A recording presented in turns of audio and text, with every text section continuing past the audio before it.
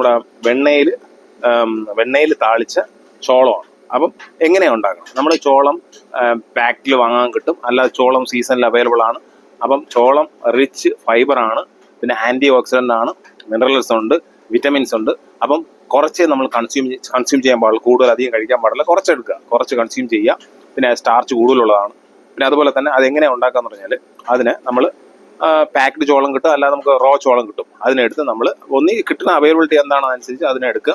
അത് ബോളിൽ സെപ്പറേറ്റ് ആക്കി, അത് എല്ലാ സീഡെല്ലാം മാറ്റി, സീഡ് മീൻസ് ആ ചോളത്തിൻ്റെ ഓരോ കണ്ടല്ലോ ഇതുപോലെ എടുത്ത് ബോളിൽ മാറ്റി വയ്ക്കുക. എന്നിട്ട് ചിരണ്ടിയ തേങ്ങ കുറച്ചെടുക്കുക, പിന്നെ വെണ്ണ എടുക്കുക, പിന്നെ വന്നിട്ട് നമ്മുടെ കടുക്, കരിവേപ്പില, ഉണക്കമുളക്, ഇത്ര ഐറ്റം മതി.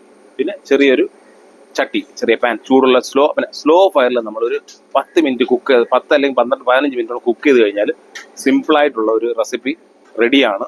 വളരെ ടേസ്റ്റാണ് കേട്ടോ. വളരെ ടേസ്റ്റ് എന്ന് പറഞ്ഞാൽ കുട്ടികൾക്കൊക്കെ സൂപ്പറായിട്ട് ഇഷ്ടപ്പെടും. പെട്ടെന്ന് സ്കൂൾ വിട്ടൊക്കെ വന്നു കഴിഞ്ഞിട്ട് ഒരു 10 മിനിറ്റ് കൊണ്ട് ഉണ്ടാക്കാൻ പറ്റും. നമുക്ക് ചോളം ഉണ്ടെങ്കിൽ പെട്ടെന്ന് ഒരു 15 മിനിറ്റ് ഉണ്ടാക്കാൻ പറ്റും. കുട്ടികൾക്ക് സൂപ്പറായിട്ട് ഇഷ്ടപ്പെടും. നല്ല ടേസ്റ്റാണ്. ആ വെണ്ണയിൽ ആ ഫ്രൈ ചെയ്ത്, ആ സോട്ട് ചെയ്ത്, ആ ചോളവും പിന്നെ തേങ്ങയും ആ റോസ്റ്റ് ചെയ്ത് ഭയങ്കര കോമ്പിനേഷനാണ്, കിടിലൻ കോമ്പിനേഷനാണ്.